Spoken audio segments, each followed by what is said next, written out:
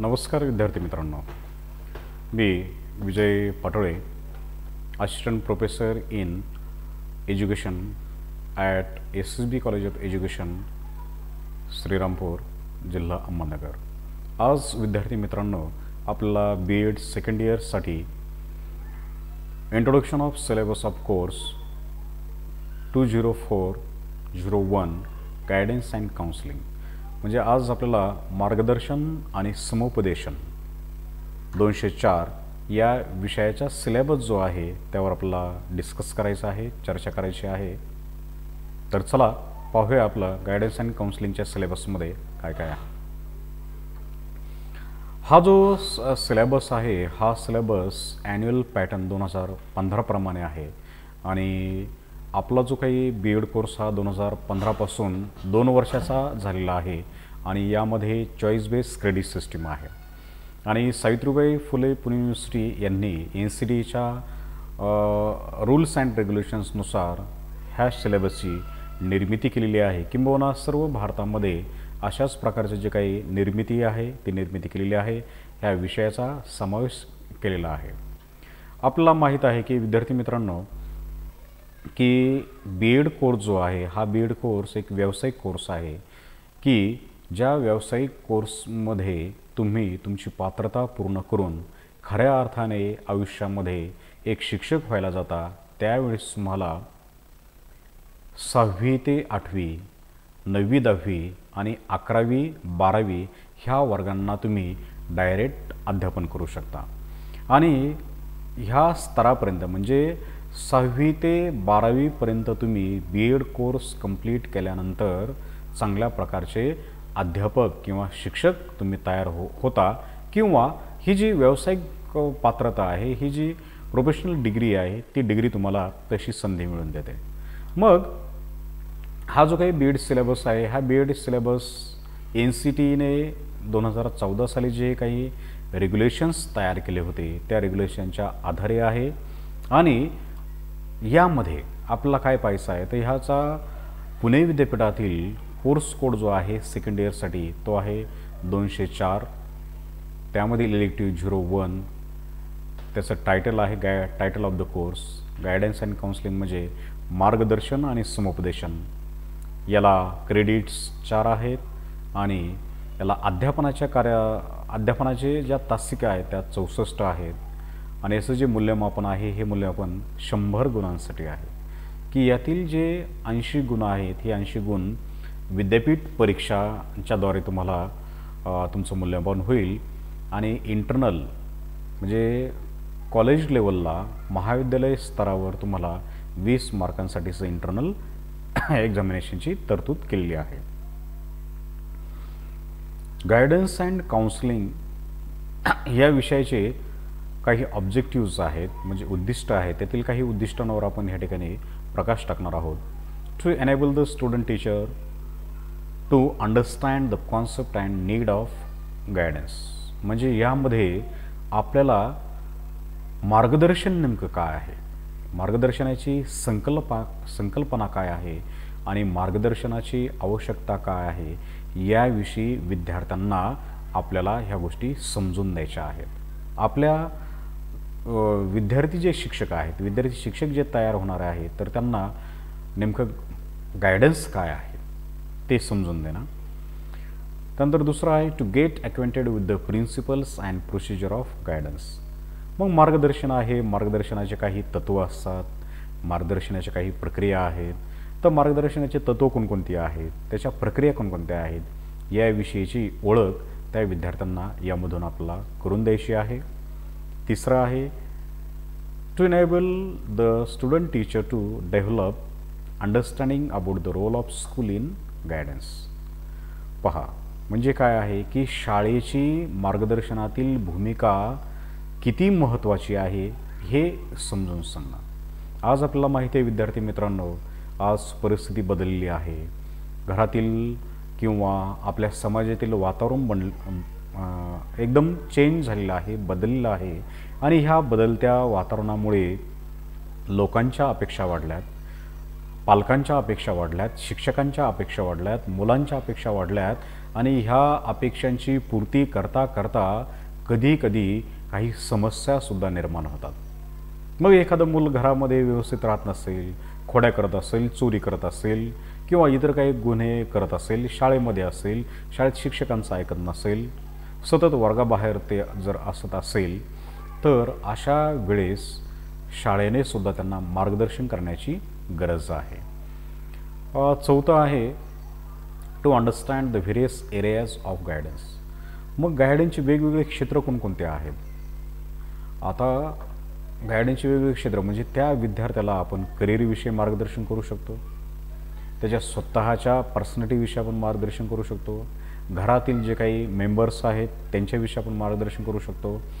सर्व जे लोक किंवा तो ज्या लोकांमध्ये राहतो, म्हणजे त्याला त्याचं शिक्षण असेल, व्यवसाय असेल, नोकरी असेल किंवा इतर जे काही घटक असतील, त्या सर्वांच्या बाबतीत आपण त्याला चांगलं मार्गदर्शन करू शकतो.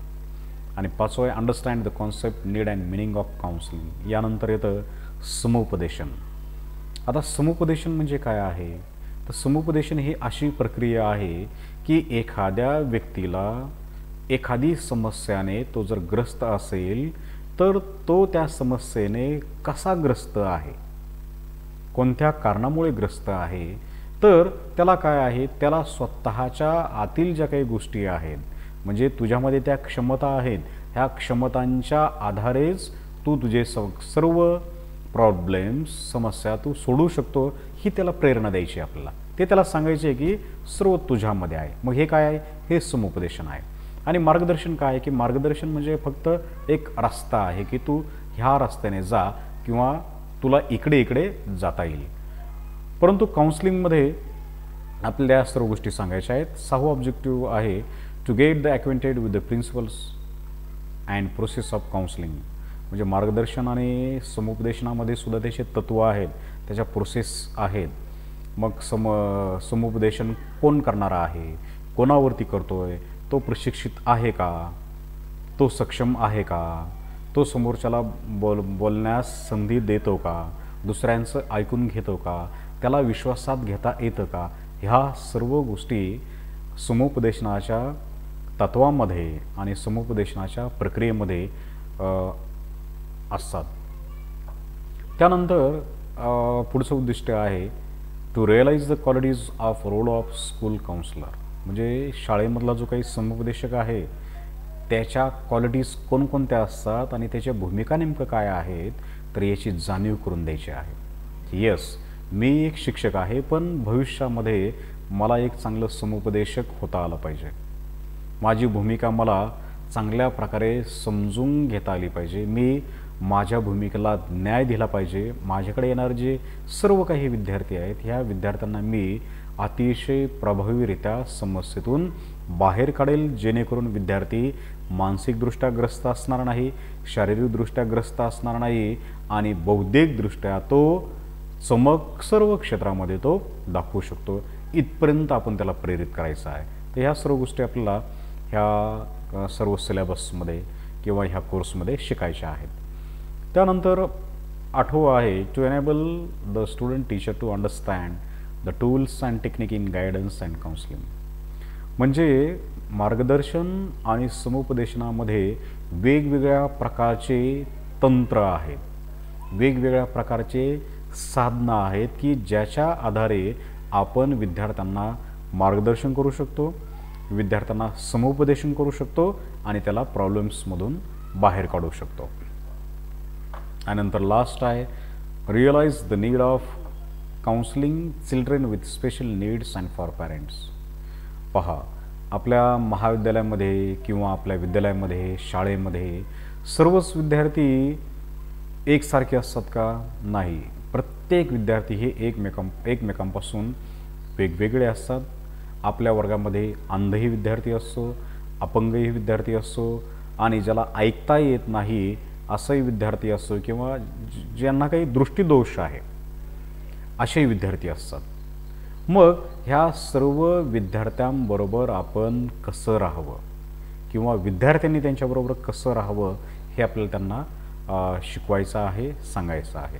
आणि असे जे काही विशेष गरजा असणारे जे काही मुलं आहेत, काही मतिमंद असतील, बरोबर, किंवा काही गतिमंद वगैरे असतील, तर अशा विद्यार्थ्यांच्या आईवडिलांनी त्यांच्याबरोबर कसं बिहेवियर करावं, कसं वागावं, कसं त्यांना समजून घ्यावं, याही बाबी यामधून आपल्याला शिकता येणार आहेत. तर पहिलं जे युनिट आहे त्याचं नाव आहे गायडन्स इन स्कूल, म्हणजे शाळेमधील असणारं मार्गदर्शन. याला 1 क्रेडिट आहे. यामध्ये 1.1 आहे concept and need of guidance, म्हणजे मार्गदर्शन हे नेमकं काय आहे त्याची संकल्पना आणि गरज. नंतर आहे प्रिन्सिपल्स ऑफ गायडन्स, म्हणजे मार्गदर्शनाची तत्त्वे काय आहेत. 1.3 प्रोसिजर ऑफ गायडन्स, मार्गदर्शनाची प्रक्रिया, म्हणजे त्यात पायऱ्या असतात, त्या कशा आहेत, त्या कोणकोणत्या आहेत, त्यामध्ये प्रत्येकाची भूमिका नेमकं काय आहे, हे सर्व त्या ठिकाणी आपल्याला शिकायचं आहे. नंतर 1.4 एरियाज, मार्गदर्शनामधील शाळेमधील मार्गदर्शनाचे वेगवेगळे क्षेत्र कोणकोणते आहेत तर पहा. पर्सनल, म्हणजे विद्यार्थ्यांचं व्यक्तिगत. एज्युकेशनल अँड व्होकेशनल गायडन्स, म्हणजे शैक्षणिक आणि व्यावसायिक मार्गदर्शन. 7 पॉईंट प्लॅन इन गायडन्स, म्हणजे सप्तबिंदू योजना एक असते मार्गदर्शनामध्ये, की विद्यार्थ्याला आपला वैयक्तिक लेवलपर्यंत आपला मार्गदर्शन करता यायला हवं. त्याच्या शिक्षणात येणाऱ्या अडचणी, शिक्षणात येणाऱ्या समस्या, असणारे अडथळे, त्याची ओळख त्याला करून द्यायची आणि त्या ओळखीच्या नंतर पुन्हा ते सर्व समस्या सोडवण्यासाठी त्याला सक्षम करणं गरजेचं आहे. एखाद्याला अभ्यासामध्ये जर रुची नसेल तर तो कोणत्या व्यवसायामध्ये जाऊ शकतो, त्याचा कोणता व्यवसाय आवडीचा आहे हे सुद्धा आपण त्याला सांगू शकतो. आणि 1.5 मध्ये आहे की role of school in guidance, शाळेची मार्गदर्शनामधली भूमिका फार महत्त्वाची असते. मुख्याध्यापकांनी काय करावं, शिक्षकांनी काय करावं, शाळेमध्ये असे जर विद्यार्थी असतील तर त्यांच्यासाठी आपण काय करणं गरजेचं आहे, हे सगळं या युनिट नंबर 1 मध्ये शिकवलं जाणार आहे. नंतर युनिट नंबर 2 आहे, तो आहे काउन्सिलिंग इन स्कूल्स, समुपदेशन. मार्गदर्शन वेगळं आणि समुपदेशन. समुपदेशन म्हणजे काय आहे, एखाद्या समस्याग्रस्त असणाऱ्या व्यक्तीला सांगायचं आहे की तुझ्या ज्या समस्या निर्माण झालेल्या आहेत ह्या समस्या सोडवण्यासाठी तुझ्यामध्येच त्या क्षमता आहेत, त्या क्षमतांची ओळख तू करून घे आणि तुझ्या समस्या सोडून तुला चांगल्या प्रकारे, उत्तम प्रकारे जीवन जगता येणार आहे. मग या 2.1 मध्ये त्याचा अर्थ, concept and need of counselling, म्हणजे त्याची संकल्पना आणि त्याची गरज नेमकं काय आहे ते आपल्याला पाहायचं आहे. 2.2 मध्ये आहे प्रिन्सिपल्स ऑफ काउन्सिलिंग. 2.3 मध्ये आहे काउन्सिलिंग प्रोसेस, ती काउन्सिलिंग प्रोसेस कशी चालते, त्याचे तत्त्व काय आहेत. आणि 2.4 मध्ये आपल्याला महत्त्वाचा फरक पाहायचा आहे, तो म्हणजे difference between guidance and counselling. म्हणजे मार्गदर्शन हे समूहाला करता येतं, तसं काउन्सिलिंग हे व्यक्तीला करता येतं. मार्गदर्शन हे सतत चालणारी प्रक्रिया आहे, तसं काउन्सिलिंग हे काही काळापुरती चालणारी प्रक्रिया आहे. गायडन्समध्ये जो मार्गदर्शन करणारा आहे तो प्रशिक्षित असावाच असं नाही, मात्र काउन्सिलिंगमध्ये किंवा समुपदेशनामध्ये समुपदेशन करणारा हा प्रशिक्षितच असावा लागतो. म्हणजे हे जे काही आपल्याला ठराविक मुद्दे आहेत फरकाचे, ते आपल्याला पाहिजे, ते आपल्याला जाणून घ्यायचे आहेत. नंतर 2.5 मध्ये आपण काउन्सिलिंगचे काही प्रकार आहेत, directive, non directive and eclectic counselling, individual and group counselling. म्हणजे काय आहे की आपला निदेशित, अनिदेशित किंवा सर्वांगीण जे काउन्सिलिंग आहे त्याविषयी आपल्याला पाहायचं आहे. नंतर इंडिव्हिज्युअल आणि ग्रुप काउन्सिलिंग. मग यामध्ये काय आहे, या सगळ्या गोष्टी आहेत, काही काउन्सिलरशी रिलेटेड आहेत, काही काउन्सिलिंगशी रिलेटेड नाहीत. ह्या गोष्टीवर आपल्याला प्रकाश आपण टाकणार आहोत. युनिट नंबर 3 आहे tools and technique in guidance and counselling, त्याला पुन्हा एकदा 1 क्रेडिट आहे. या टूल्समध्ये 3.1 मध्ये साधनांमध्ये काय आहे, ब्लँक अँड क्युम्युलेटिव्ह रेकॉर्ड पहा. म्हणजे काही आपल्याला त्या विद्यार्थ्यांचं काही नोंद ठेवायची असेल ते संकलित नोंद पत्रिका त्यामध्ये असतात की संबंधित विद्यार्थी जर समजा मानसिकदृष्ट्या ग्रस्त आहे तर तो महाविद्यालयामध्ये शाळेमध्ये कोणकोणत्या ठिकाणी गेल्यानंतर त्याला ताणतणाव येतो, कोणाबरोबर तो अतिशय मनमोकळा बोलतो, कोणाबरोबर त्याला मनमोकळेपणाने बोलता येत नाही, त्याला मित्रांमध्ये काय समस्या जाणवतात किंवा वर्गामध्ये त्याला कोण त्रास देतं, ह्या सगळ्या गोष्टींचं रेकॉर्ड आपल्याला पाहायचं आहे. नंतर आहे 3.2 रेटिंग स्केल आहे, पदनिश्चय श्रेणी आहे किंवा काही क्वेश्चनर्स म्हणजे काही प्रश्नावल्या असतात, ह्या प्रश्नावल्या सादर करून ठराविक त्यांच्याकडून प्रतिसाद घेतल्यानंतर आपल्याला त्या विद्यार्थ्यावर काम करता येतं. नंतर 3.3 आहे सायकोलॉजिकल टेस्ट अँड इन्व्हेंटरीज, म्हणजे काही व्यक्तिमत्व शोधिका आणि मानसशास्त्रीय चाचण्या अस्तित्वात आहेत, त्यांच्या आधारे विद्यार्थ्यांना आपल्याला गायडन्स आणि काउन्सलिंग, मार्गदर्शन आणि समुपदेशन करता येतं. म्हणजे यामध्ये चांगल्या प्रकारच्या म्हणजे एखाद्याला इंटरेस्ट इन्व्हेंटरीमध्ये त्याला नेमकं भविष्यामध्ये शिक्षक व्हायचं आहे, सायंटिस्ट व्हायचं आहे, सैनिक भरती व्हायचं आहे किंवा दुसऱ्या सेवांमध्ये जायचं आहे, तर इंटरेस्ट इन्व्हेंटरी तो डॉक्टर बनणार आहे की इंजिनियर बनणार आहे किंवा व्यावसायिक बनणार आहे, त्या आधारे त्यांना काही दिल्या जातात. नंतर सायकोलॉजिकल ज्या टेस्ट आहे त्यामध्ये त्यांचा बुद्ध्यांक काढण्याची टेस्ट असते. नंतर रोशार्कची एक शाईच्या थेंबाची एक चाचणी आहे, त्याही आधारे तुम्ही त्यांचं जे व्यक्तिमत्व आहे त्या व्यक्तिमत्वांचा अंदाज तुम्ही घेऊ शकता. नंतरचं टेक्निक आहे 3.4 ऑब्झर्वेशन अँड इंटरव्ह्यू, निरीक्षण आणि मुलाखत.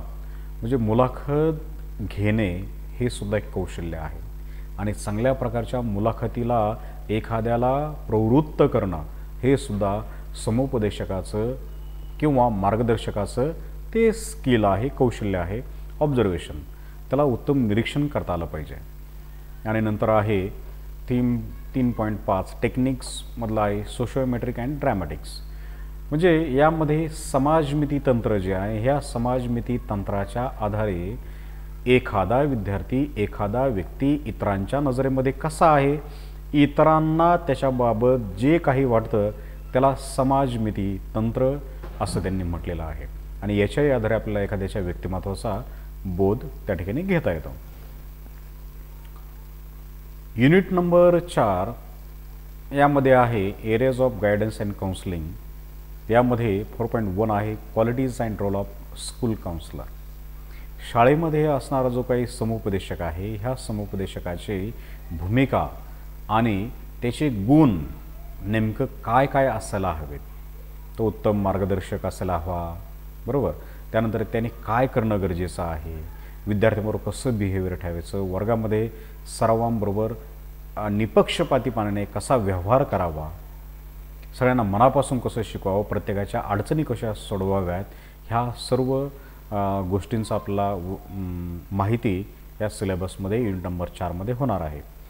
त्यानंतर 4.2 आहे functions of guidance and counselling at different educational levels, म्हणजे जे काही शिक्षणाचे वेगवेगळे स्तर आहेत, प्राथमिक, माध्यमिक, उच्च माध्यमिक किंवा UG आणि PG, यामध्ये गायडन्स अँड काउन्सिलिंग. पहा, आज 21st सेंचुरी आहे.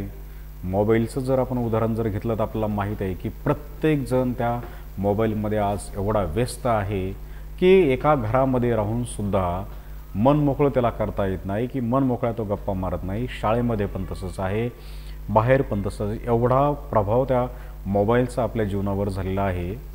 कम्युनिकेशनचं ते साधन आहे, पण मात्र प्रत्यक्षात कोणाचंही कम्युनिकेशन होत नाही. हे केवढं दुर्दैव त्या टेक्नॉलॉजीमुळे झालं आपलं असं म्हणावं लागेल. म्हणून आज प्रत्येक जणांना मार्गदर्शनाची गरज आहे. मग 10वी आणि 12वीमध्ये असणारे जे विद्यार्थी आहेत हे अतिशय तणावाखाली असतात, कारण त्यांना आईवडिलांचं एकच सांगणं आहे की तुला मी हा क्लास लावलेला आहे, तुला 10वीला 12वीला एवढे गुण मिळायला हवेत, एवढे पर्सेंटेज तुला यायला हवेत, जेणेकरून तुला करिअर बनवता येईल. ॲक्च्युली त्या विद्यार्थ्याचा जो इंटरेस्ट आहे, हा इंटरेस्ट कसा आहे, दुसऱ्या क्षेत्रामध्ये आहे, पण त्याला बळजबरीने जबरदस्तीने त्याला जर ते शिकावं लागत असलं तर कुठेतरी त्याच्या भावनांचं दमन होतं किंवा त्याला मन मोकळेपणाने बोलता येत नाही, म्हणून अनेक मानसिक आजार तयार होतात। जसं तो आपल्याला माहीत आहे पबजीसारखा गेम आहे, त्यानंतर ब्ल्यू व्हेल नावाचा एक गेम होता। तर या विद्यार्थी याला बळी पडलेत आणि एवढे ते चिंताग्रस्त झालेले आहेत, एवढं बर्डन त्यांना आलं आहे, काही विद्यार्थ्यांनी तर आत्महत्या केलेल्या आहेत। मग आत्महत्या करणारे हे विद्यार्थी काही असे पण आहेत, हुशार पण असतात आणि काहींना अपयशाची भीती असते, त्या अपयशाची भीतीमुळे ते आत्महत्या करतात। मग ह्या समाजामध्ये असणाऱ्या ज्या काही सर्व समस्या आहेत, ह्या समस्या आपल्याला सोडवायच्या आहेत आणि आपल्याला त्या माहिती असायला हव्यात, त्या कशा आपल्याला सोडवता येतील, आपल्या विद्यार्थ्यांना आपल्याला सक्षम कसं बनवता येईल, ह्या सर्व गोष्टींचे जाणीव ह्या सिलेबसमध्ये आपल्याला मिळणार आहे। त्यानंतर 4.3 आहे problems and concern regarding guidance and counselling. तर मार्गदर्शन आणि समुपदेशनामध्ये सुद्धा आपल्याला अडचणी येऊ शकतात। म्हणजे एखादा समजा ज्याला आपण मार्गदर्शन करायचं आहे किंवा ज्याला आपण समुपदेशन करत आहोत, तो काही दिवस आपल्याकडे येईल आणि परत जर आला नाही तर त्याचा फॉलोअप कोण घेणार? मार्गदर्शनामध्ये पण त्रुटी असतात, समुपदेशनामध्ये सुद्धा त्रुटी असतात। म्हणून विना अभ्यास किंवा विना पात्रता असल्याशिवाय आपल्याला कोणालाही मार्गदर्शन आणि समुपदेशन करण्याची तशी संमती दिली जात नाही। 4.4 आहे counselling for the children with special needs. म्हणजे ज्यांच्या विशेष गरजा असणारे जे मुलं आहेत, ह्या विशेष गरजा असणाऱ्या मुलांची सुद्धा आपल्याला समुपदेशन करणं गरजेचं आहे। काही मुलं हे अंध असतात, अपंग असतात, ऑटिझम या प्रॉब्लेमने ते ग्रस्त असतात, किंवा काही गतिमंद असतात, मतिमंद असतात आणि किंवा काही आंधळे पांगळे किंवा हँडिकॅप वगैरे असतात। तर असे जे विद्यार्थी आहेत, अशा विद्यार्थ्यांना आपल्याला चांगल्या पद्धतीने काउन्सिलिंग करता यायला पाहिजे। आणि 4.5 आहे काउन्सिलिंग फॉर पॅरेंट्स। म्हणजे आज पालकांनासुद्धा तेवढीच मार्गदर्शन आणि समुपदेशनाची गरज आहे। शिक्षण आणि शिक्षणाव्यतिरिक्त इतरही अशी क्षेत्र आहेत की ज्या क्षेत्रामध्ये विद्यार्थी चांगल्या प्रकारे त्यांचं करिअर करू शकतात, परंतु समाज मनामध्ये आपला पाल्य किंवा आपल्या मुलीने डॉक्टर आणि इंजिनियरच व्हावं हीच अपेक्षा सर्व पालक ठेवून असतात। मग त्या मुलीचा इंटरेस्ट नेमकं काय आहे, तिला कोणत्या क्षेत्रामध्ये आवड आहे, या कोणत्याही गोष्टीवर फोकस न करता हे आईवडील त्यांच्यावर दबाव टाकतात। ठराविक वय आहे, ठराविक वयामध्ये विद्यार्थ्यांच्या शारीरिक मानसिक याच्यामध्ये चेंजेस होत असतात। तर अशा विद्यार्थ्यांना पालकांनी का मित्रासारखं ठराविक एजपर्यंत राहायला पाहिजे, एक चांगला सहकारी म्हणून राहायला पाहिजे। तर अशा प्रकारे पालकांचं समुपदेशन कसं करावं जेणेकरून घरामध्ये बाहेर एक चांगलं हेल्दी वातावरण राहील आणि आपल्या विद्यार्थ्याचा पाल्याचा विकास होईल, हे या आपल्या सिलेबसमधून पाहायचं आहे। हा सिलेबस अभ्यासक्रम शिकत असताना आपल्याला अंतर्गत जे काही मूल्यमापन आहे त्यामध्ये एक प्रॅक्टिकल करणं गरजेचं आहे। आपल्याला विद्यापीठाने 4 प्रॅक्टिकल्स दिलेले आहेत, त्यापैकी कोणतंही एक प्रॅक्टिकल आपल्याला पूर्ण करायचं आहे। त्यातलं पहिलं आहे interview of school teacher, mobile teacher in ZDB school. मग शाळेमधला एखादा शिक्षक असेल की जो समुपदेशकाचं काम करतो किंवा जिल्हा परिषदमध्ये असेल तर त्याची मुलाखत घेणं गरजेचं आहे। तर आत्तापर्यंत त्याला कोणकोणते अनुभव आलेले आहेत, त्यांनी कोणकोणत्या वर्गातील मुलांना मार्गदर्शन केलेलं आहे, हे सर्व तुम्हाला तुमचे जे काही टीचर एज्युकेटर्स आहेत ते एज्युकेटर्स याविषयी तुम्हाला प्रॅक्टिकलच्या वेळेस मार्गदर्शन करतील। तसंच दुसरं आहे preparation and administration of any one test and make its report. कोणत्याही शाळेमध्ये आपण गेल्यानंतर आपल्याला एक टेस्ट घ्यायची आहे की जी सायकोलॉजिकल टेस्ट असायला हवी। म्हणजे तुम्ही 5वी ते 10वी मधील कोणतेही 2 विद्यार्थी घ्या आणि इंटरेस्ट इन्व्हेंटरीसारखी एखादी क्वेश्चनर तुम्ही त्यांना द्या, जेणेकरून तुमच्या वर्गातील किती विद्यार्थ्यांना इंजिनियर, मेडिकल किंवा इतर जे फील्ड आहेत त्या फील्डमध्ये करिअर करण्याची संधी मिळेल, तर त्यावरून तो आपला त्याचाही प्रॅक्टिकल कंप्लीट करता येईल. किंवा थर्ड आहे visit to guidance and counselling centre and write a report. तुमच्या आजूबाजूला परिसरामध्ये, तालुक्याच्या ठिकाणी किंवा शहरामध्ये ज्या ज्या ठिकाणी एखादं काउन्सिलिंग सेंटर असेल तिथं जायचं आहे आणि ते नेमकं कधी सुरू झालं, कोणी सुरू केलं, त्याचे प्रशिक्षक नेमकं कोण आहेत, त्यांची सांगण्याची पद्धत कशी आहे, ते फीज वगैरे घेतात का, आत्तापर्यंत किती रुग्ण त्यांनी बरे केलेले आहेत, त्या रुग्णांचा फीडबॅक नेमकं त्यांच्याविषयी कसा आहे, हे काय कोणत्या लेक्चरला गेलेले आहेत का, किंवा यांच्याकडे येणाऱ्या लोकांचा ओघ हा कोणत्या क्षेत्रातील आहे, ह्या सर्वांचा आपला अभ्यास करायचा आहे आणि त्यावर एक अहवाल तयार करायचा आहे. तसंच preparation of a tool for identifying the educational needs of children. म्हणजे विद्यार्थ्याच्या शैक्षणिक गरजा ओळखून आपला एक साधन तयार करायचं आहे की येस, माझ्या शाळेतील ह्या विद्यार्थ्यांच्या अशा अशा गरजा आहेत. तर आपला विद्यार्थी वेगवेगळे, त्यांच्या गरजा वेगवेगळ्या, पण एक शिक्षक म्हणून आपल्याला सर्वांच्या गरजांचा आढावा हा घेता आला पाहिजे. तर हे प्रॅक्टिकल वर्क तुम्हाला ठराविक वेळेमध्ये पूर्ण करायचं आहे. तुमच्या शिक्षकांना ते सादर करायचं आहे, जेणेकरून तुम्हाला ठराविक जे गुण आहेत ते गुण तुम्हाला दिले जातील. आणि काही रेफरन्सेस वगैरे आहेत तुमच्या सिलेबसमध्ये पण दिलेले आहेत आणि आपल्या महाविद्यालयाच्या लायब्ररीमध्ये सुद्धा मार्गदर्शन आणि समुपदेशनावरती विपुल प्रमाणात पुस्तकं आहेत. त्या पुस्तकांचा रेफरन्स घ्या, अधिक वाचा आणि एक चांगला काउन्सलर आपल्या या ठिकाणी बनायचा आहे. हा जो गायडन्स अँड काउन्सिलिंगचा जो विषय आहे, हा विषय इलेक्टिव्ह विषय म्हणून तुम्ही घेऊ नका. तर भविष्यामध्ये आपल्याला चांगल्या प्रकारचं मार्गदर्शन करता आलं पाहिजे, चांगल्या प्रकारचं गायडन्स काउन्सिलिंग आपल्या विद्यार्थ्यांना करता आलं पाहिजे. समाजातील, घरातील किंबहुना महाविद्यालयातील माणसांशी निगडीत, व्यक्तींशी निगडीत सर्व समस्या सोडवता आल्या पाहिजेत. मग हा जो विषय आहे, हा विषय तुम्हाला भविष्यामध्ये एक चांगलं समुपदेशक म्हणून नाव देईल. तर विद्यार्थी मित्रांनो, थँक्यू व्हेरी मच. तुम्ही चांगल्या पद्धतीने ऐकलं आहे. यानुसार ह्या विषयामध्ये इंटरेस्ट घेऊन तुम्ही तुमचं अध्ययनाचं काम करायचं आहे. धन्यवाद मित्रांनो.